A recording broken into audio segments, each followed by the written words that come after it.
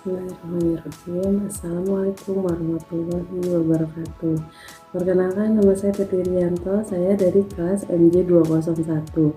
Di sini saya akan mempresentasikan mengenai mata kuliah ujian akhir semester saya di pelajaran Estetika Humanisme. Saya akan mempresentasikan salah satu topik yang saya akan angkat ini, yaitu self concept. Nah, seperti yang kita tahu, setiap orang mempunyai pandangan yang berbeda-beda terhadap diri kita. Tentu ini adalah hal yang sangat wajar karena kita tidak bisa mengatur pikiran orang lain, karena itu hak mereka untuk membicarakan apapun tentang kita. Kalau kita terus memikirkan pandangan orang lain itu nggak ada habisnya deh. Yang ada kita capek sendiri. Pandangan orang lain itu terhadap kita emang penting dan bisa jadi feedback untuk perkembangan diri kita sendiri. Tapi pandangan kita untuk kita sendiri tentu lebih penting gimana kamu mandang dirimu itu, sama membentuk konsep diri kamu atau bisa disebut self concept. Misal, kamu selalu memandang diri kamu ini sebagai orang yang bodoh, orang yang ceroboh, orang yang tidak kompeten. Hal-hal negatif itulah yang gak sadar kamu itu lagi membentuk self concept yang buruk. Sebaliknya, kalau misalkan kamu memandang diri kamu itu sebagai orang yang pintar, yang bertanggung jawab, serta adaptif atau hal positif lainnya, berarti kamu lagi membentuk self concept yang baik terhadap diri kamu. Nah, dilansir dari jurnal Science Research of IE atau ICSR, dari 40 remaja yang tinggal di India, hanya 27,5% siswa yang memiliki konsep yang tinggi, sisanya di tahap menengah.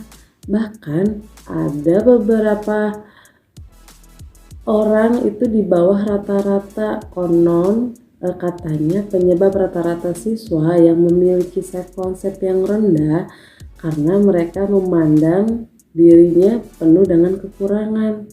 Wah, sangat miris ya. Terus pertanyaannya, emang self concept itu sepenting itu ya? Jawabannya, ya, self concept itu sangat penting. Kenapa sangat penting?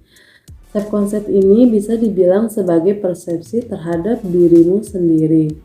Dia juga menjadi penentu seberapa jauh kamu mengenal diri kamu sendiri, khususnya untuk kamu yang akan jadi pemimpin.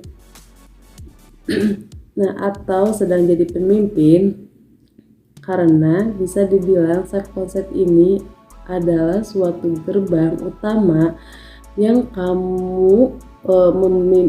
gerbang utama kamu memimpin diri kamu sendiri sebelum memimpin orang lain.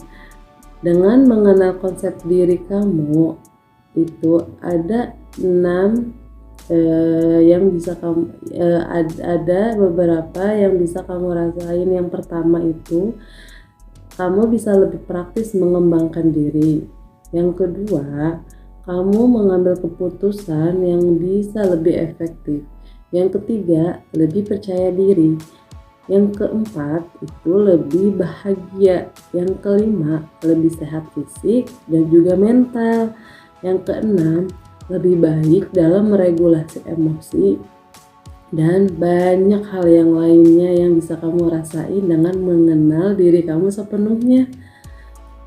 Menurut teori Erikson, sekitar 20-40 tahunan banyak yang merasa bingung terhadap dirinya sendiri. Beberapa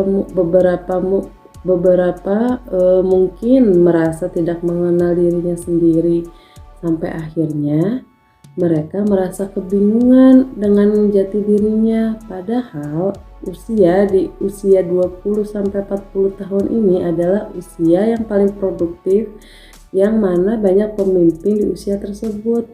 Kebayang gak sih kalau kita dipimpin oleh pimpinan yang masih kebingungan atas diri mereka sendiri. Kalau gitu, gimana dia bisa memimpin orang lain? Bisa jadi anggota-anggota yang dipimpin bisa ikut kebingungan juga loh. Aduh, ngomongin self concept yang tinggi, kita bisa mengetahui sebenarnya apa aja sih kebutuhan kita, apa aja emosi yang kita rasain, dan gimana cara mengelolanya. Kita juga harus mengetahui apa yang harus dilakukan kalau ada masalah, sehingga nggak ada lagi tuh kebingungan atas diri kita sendiri. Dengan begitu, kita memimpin diri kita lebih baik, tentunya kesusahan untuk memimpin orang lain. Self concept ini juga mampu memiliki optimisme yang positif dan yakin bisa mencapai visi dan misi yang kita tuju. Untuk mencapainya, tentu kita menentukan anggota tim untuk bekerja sama dengan kita, dan akhirnya kita nggak akan ragu tuh untuk memberdayakan mereka dalam memproses mencapai tujuan tersebut. Terus bagaimana dong kita memiliki self concept yang sangat positif? Nah, di sini ada 3 hal yang harus kamu yang termasuk ke dalam bagian self concept itu sendiri. Yang pertama yaitu belief, yaitu identitas yang dipercaya seseorang yang ada di dalam dirinya. Nah, belief ini bisa jadi penentu kamu sehari-hari. Belief merupakan salah satu aspek penting dalam meningkatkan self-awareness atau kesadaran diri kita dalam bertindak. Yang kedua adalah value, konsep yang terinternalisasi dalam dirimu. Nilai-nilai itu akan menjadi tuntunanmu dalam bersikap dan bertindak. Value ini akan menjadi penentu bagian mana berinteraksi. Value ini bisa jadi penentu kamu bagaimana kamu berinteraksi di lingkungan sosial. Salah satu ciri value adalah hal yang sangat kamu junjung dalam kehidupan sehari-hari dan menjadi landasanmu dalam menentukan sikap dan tindakanmu. Yang terakhir yaitu purpose, adalah tujuan bermakna dalam hidup, mampu memberi dampak pada dunia di luar diri sendiri. Purpose menjadi alasan kita untuk hidup dan mengarahkan diri kita dalam hidup kita. Kalau belum paham ketika hal tadi, jadi tujuan di sini bukan untuk diri kamu saja loh, tapi juga untuk dunia dan tentunya untuk orang-orang di sekitarmu. Sekarang udah paham kan kenapa self concept itu sangat penting?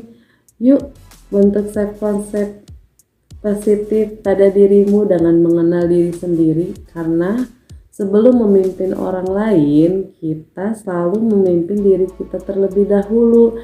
Dan sebelum memimpin diri kita, kenalilah dulu segala hal yang ada di dalam diri kita.